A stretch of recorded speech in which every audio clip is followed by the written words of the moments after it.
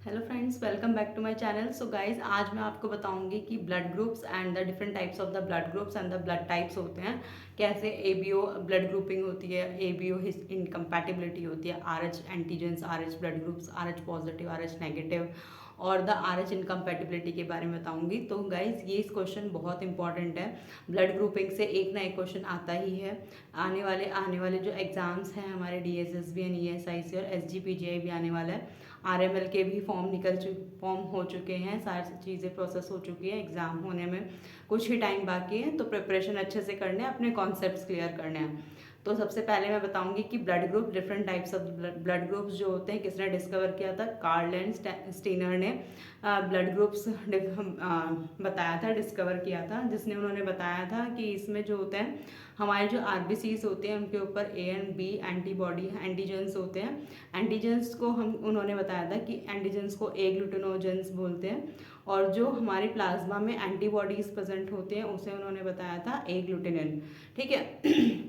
ए ग्लूटिनिन जो हमारे एंटीबॉडीज़ होते हैं, अल्फा एंड बीटा एंटीबॉडीज़ होते हैं, और जो ए ग्लूटिनोजन होते हैं, दैट इज़ द ए और बी एंटीजेंस प्रेजेंट होते हैं ऑन द आरबीसीज के सरफेस पे। ठीक है।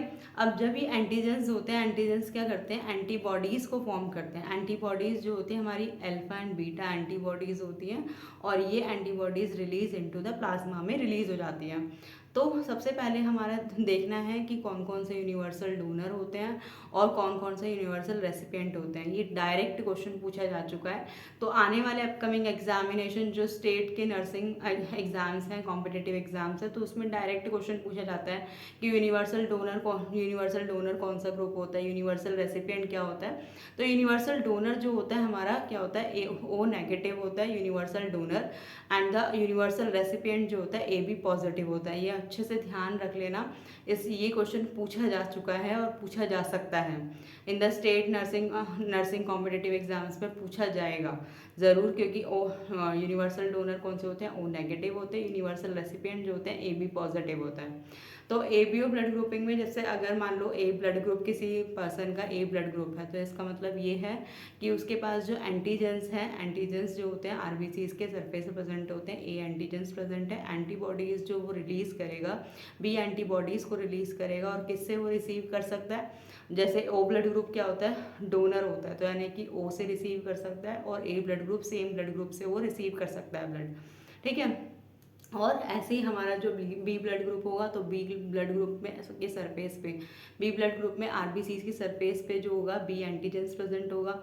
और ये एंटीजेंस और एंटीबॉडीज़ में बच्चे बहुत ज़्यादा कंफ्यूज होते हैं, तो उसलिए कंफ्यूज नहीं होना है। Antigens present on the RBC के सरफेस पर प्रेजेंट होते हैं, और एंटीजेंस का मतलब ये होता है एंटीबॉडीज़ फॉर्म, जो एंटीबॉडीज़ को फॉर्म करेंगे, that will be the antigens. Antigens जो होते हैं ऑन द सरफेस पर प्रेजेंट होते हैं, और जो रिलीज़ करते हैं एंटीबॉडीज़ रिलीज करते हैं एंटीजेंस। ठीक है।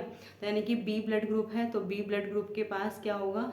एंटीजेंस प्रेजेंट होंगे, आरबीसी के सरफेस पे बी एंटीजेंस प्रेजेंट होंगे, और ये रिलीज करेंगे एंटीबॉडीज़, ए एंटीबॉडीज़ को रिलीज करेंगे। ठीक है। तो ये कौन से ब्लड ग्रुप को से रिसीव कर सकते हैं? जैसे ओ ब्लड ग्रुप, ओ जो होता है हमारा डोनर होता है, यूनिवर्सल डोनर होता है, यानी कि किसी को भी डोनेट कर सकता है। तो यानी कि जो बी पॉजिटिव ग्रुप है या बी ब्लड ग्रुप के पर्सन है, वो ओ ब्लड ग्रुप से भी कर सकते हैं रिसीव, और बी जिसका सेम ब्लड ग्रुप है उनसे भी रिसीव कर सकते हैं। ऐसे ही हमारा ए बी ब्लड ग्रुप है। ए बी ब्लड ग्रुप अगर होता है, तो यानी कि ए बी एंटीजेंस प्रेजेंट है, सेम एंटीजेंस होते हैं, एंटीबॉडीज जो होते हैं अपोजिट होती है, ध्यान में रखना। ठीक है। अब जो ए बी ब्लड ग्रुप है उनके पास क्या होता है? ए बी एंटीजेंस प्रेजेंट होते हैं on the surface of RBCs, और जो रिलीज करते हैं एंटीबॉडीज़, ये कोई एंटीबॉडीज़ रिलीज नहीं करते हैं। इसलिए ए बी जो होता है हमारे यूनिवर्सल रेसिपिएंट होते हैं, सबसे ले सकते हैं, लेकिन किसी को भी दे नहीं सकते हैं। जो सिर्फ देंगे तो सिर्फ और सिर्फ सेम ब्लड ग्रुप वालों को ही दे सकते हैं, और सबसे ले सकते हैं का मतलब ए से भी ले सकते हैं, बी से भी ले सकते हैं, ए बी से भी ले सकते हैं, और ओ ब्लड ग्रुप से भी ले सकते हैं। ठीक है। ऐसे हमारा जो होता है ओ ब्लड ग्रुप, अगर ओ ब्लड ग्रुप का पर्सन है, तो यानी कि वो क्या करेगा?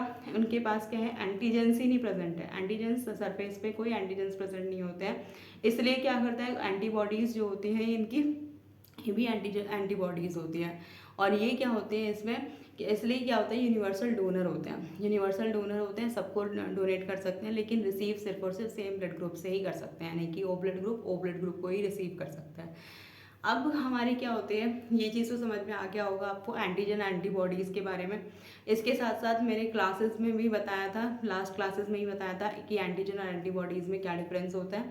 अब मैं बताऊंगी कि एबीओ इनकम्पैटिबिलिटी क्या होती है। जैसे during the time of birth के टाइम पे मैटरनल और फीटल सर्कुलेशन में जब क्या होता है, एंटीबॉडीज़ क्रॉस कर देती है, मैटरनल एंटीबॉडीज़ क्रॉस कर देती है, फीटल सर्कुलेशन को क्रॉस कर देती है और फीटल प्लासेंटा से क्रॉस होकर फीटल सर्कुलेशन चल जाती है, तो ये क्या करती है, एंटीबॉडीज़ को फॉर्म करती हैं। अब जब ये एंटीबॉडीज़ फॉर्म होती हैं तो ये क्रॉस एंटीबॉडीज़ की फॉर्मेशन करती है, जिसकी वजह से क्या होता है, फीटस को बहुत ज़्यादा चांसेस होते हैं कि उसको न्योनेटल हाइपरबिलिरुबिनिया और द जॉन्डिस कंडीशन होने के ज़्यादा चांसेस होते हैं। क्योंकि इससे क्या होता है, जब ये एंटीबॉडीज़ को अटैक करती हैं तो ये क्या होती है, आरबीसीज़ को डिस्ट्रॉय करने लग जाती हैं। और जैसे ही जहाँ पर भी आरबीसीज़ का डिस्ट्रॉय हो रहा है, क्या इसका मतलब ये है, उसका आरबीसीज़ का जहाँ पे डिस्ट्रॉय होगा तो क्या होगा, न्योनेटल हाइपरबिलिरुबिनिया और द जॉन्डिस की कंडीशन देखने को मिलेगी एबीओ इनकम्पैटिबिलिटी में। ऐसे हमारा क्या होता है, आर एच एंटीजेंस, और आर एच एंटीबॉडीज़ जो होते हैं, इसमें क्या होता है, इसमें जो भी ब्लड ग्रुप्स होते हैं, जैसे मान लेते हैं कि जैसे ओ पॉजिटिव है, ओ नेगेटिव है। पॉजिटिव और नेगेटिव की कंसिड्रेशन जो होती है हमारे आर एच एंटीजन से, एंटीबॉडी से ही कंसिड्रेशन होता है। जैसे अगर मान लो कि ओ पॉजिटिव ग्रुप है, यानी कि R H positive antigens present है, most of the 85% of the human being में क्या होता है, R H positive antigens present होते हैं, जिसकी वजह से क्या होता है, this is the R H positive, यानी कि ओ पॉजिटिव वाले, ठीक है। और 15% ऐसे पर्सन होते हैं जिसमें क्या होता है, anti negative, R H negative antigens होते हैं, डी एंटीजेंस भी कहते हैं इन्हें, और इसे हम कहते हैं डी एंटीजेंस भी कहते हैं और आर एच नेगेटिव भी कहते हैं। तो यानी कि मोस्ट ऑफ द पर्सन में हमें पता चल गया कि आर एच पॉजिटिव सबसे ज़्यादा पर्सन में होता है, सबसे ज़्यादा पीपल में जो होता है हमारा आर एच पॉजिटिव होता है, और 15% ही ऐसे जो ह्यूमन बीइंग हैं जिनमें जो होता है आर एच नेगेटिव होता है। तो इसमें भी हमें पता लगाना है कि यूनिवर्सल डोनर, हमने पता किया था, जो यूनिवर्सल डोनर होता है हमारा ओ नेगेटिव होता है, और यूनिवर्सल रेसिपिएंट जो होता है हमारा ए बी पॉजिटिव होता है, ठीक है। अब आर एच इनकम्पैटिबिलिटी का मतलब हिमोलिटिक न्यूबॉर्न इनकम्पैटिबिलिटी, या फिर हम इसे बोलते हैं आर एच इनकम्पैटिबिलिटी भी बोलते हैं। आर एच इनकम्पैटिबिलिटी में क्या होता है, अगर पेशेंट जैसे ये भी फीटल सर्कुलेशन और मैटरनल सर्कुलेशन का ही होता है, जैसे अगर मदर है, मदर क्या होता है, जैसे फर्स्ट टाइम अगर कंसीव कर रही है तो मदर क्या है, आर एच नेगेटिव है, लेकिन जो उसने बेबी जो कंसीव है, फीटस जो कंसीव किया है, उसका जो ब्लड ग्रुप है वो आर एच पॉजिटिव है। तो क्या होता है, इसमें क्या होता है, हमारी जो मैटरनल सर्कुलेशन में जो आर एच एंटीबॉडीज़ बना लेती हैं अगेंस्ट द फीटल सर्कुलेशन के अगेंस्ट, तो जब जैसे ही एंटीबॉडीज़ बना लेते हैं तो फर्स्ट टाइम जो होता है इनका जो against the antigens are H positive और आर एच नेगेटिव में क्या होता है, फाइट होती है, क्योंकि ये क्या होता है, इनकी सर्कुलेशन से अलग चीज़ है। तो फिर क्या होता है, तो फर्स्ट टाइम में तो इतना ज़्यादा फीटस को कोई हार्मफुल इफेक्ट नहीं पड़ता है, लेकिन अगर नेक्स्ट टाइम सेकेंड टाइम अगर उसी फीमेल ने वही कंसीव किया है और आर एच नेगेटिव मदर है, आर एच पॉजिटिव फीटस को कंसीव किया है, तब क्या होती है, कंडीशन बढ़ सकती है, कंडीशन क्या होती है, वर्सन हो सकती है, फीटस क्या हो सकता है, डेथ ऑफ द फीटस हो सकता है। इसलिए क्या होता है, क्यों होता है, क्योंकि मेमोरी सेल्स जो होते हैं आर एच एंटीबॉडीज़ की मेमोरी सेल्स को बना लेते हैं, और जैसे ही अगर पता चलता है कि फीटस सर्कुलेशन में R H positive foetus circulation में आर एच पॉजिटिव एंटीबॉडीज़ हैं, तो उनके अगेंस्ट क्या करती है, उनके अगेंस्ट एंटीबॉडीज़ फॉर्म करने लग जाती हैं, और जैसे ही उनके अगेंस्ट एंटीबॉडीज़ फॉर्म करने लग जाती हैं तो जिसकी वजह से क्या होता है, फीटस की डेथ होने के चांसेस हो जाते हैं। तो इसलिए क्या होता है, तो इससे प्रिवेंट करने के लिए anti D RhoGAM injection, antibodies injection दिया जाता है at the week of the 28 week of the pregnancy and the 34 week of the pregnancy में क्या कर दिया जाता है, एंटी डी इंजेक्शन दिया जाता है, सो दैट की एंटीबॉडीज़ की फॉर्मेशन ना। तो क्या होता है, जब जैसी मदर कंसीव करती है, आर एच नेगेटिव और आर एच पॉजिटिव क्या है, सेकेंड टाइम में क्या होता है, आर एच पॉजिटिव अगर फीटस को कंसीव किया है तो क्या करता है, उसको प्रिवेंट करने के लिए, डेथ ऑफ द फीटस को प्रिवेंट करने के लिए at the week of the 20 week और द 28 वीक और द 34 वीक पे क्या होता है, एंटी डी के इंजेक्शन दिए जाते हैं मदर को, तो जिसकी वजह से क्या होता है, एंटीजन एंटीबॉडी रिएक्शन ना हो, उसको प्रिवेंट करने के लिए एंटी डी इंजेक्शन दिया जाता है, और इससे क्या होता है, आर एच इनकम्पैटिबिलिटी को प्रिवेंट किया जा सकता है, और डेथ ऑफ द बेबी को भी प्रिवेंट किया जा सकता है, और हेल्दी बेबी को किया जा सकता है। सो दैट्स वाई अब मैंने बताया आपको पूरी होल चीज़ें बताई कि एबीओ इनकम्पैटिबिलिटी क्या होता है, उसमें क्या होता है, पेशेंट को न्यूनेटल हाइपरबिलिरुबिनिया और द जॉन्डिस कंडीशन होने के चांसेस होते हैं। लेकिन अगर आरएच इनकम्पैटिबिलिटी कंडीशन हो जाती है तो डेथ ऑफ द फीटस होने के चांसेस हो जाते हैं। तो उसको प्रिवेंट करने के लिए रहोगम और द एंटीजेंस और द इंजेक्शंस को दिया जाता है, so that to prevent the death of the foetus को प्रिवेंट करने के लिए